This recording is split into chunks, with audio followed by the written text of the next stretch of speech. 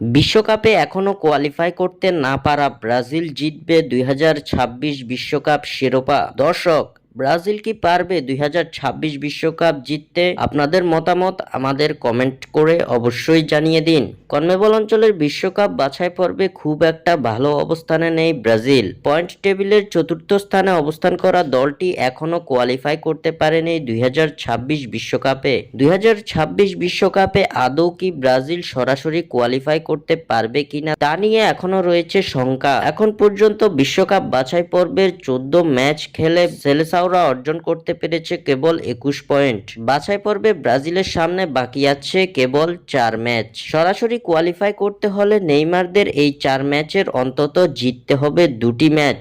এদিকে ২০২৬ বিশ্বকাপ বাছাই পর্বের কনমেবল অঞ্চল থেকে সবার শীর্ষে থেকে দাপট দেখিয়ে ইতিমধ্যে সরাসরি কোয়ালিফাই করেছে ডিফেন্ডিং চ্যাম্পিয়ন আর্জেন্টিনা। সবশেষ ম্যাচে ৪-১ গোলে ব্রাজিলকে হারিয়েছে তারা।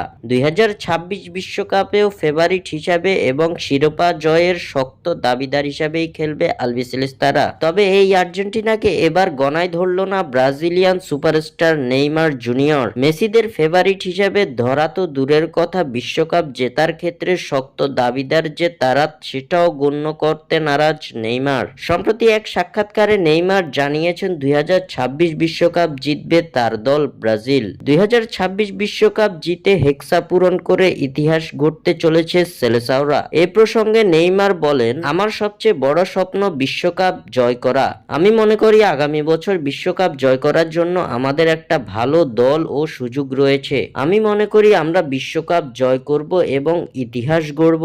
স্বাক্ষর থেকে সাদবিন ইসলাম।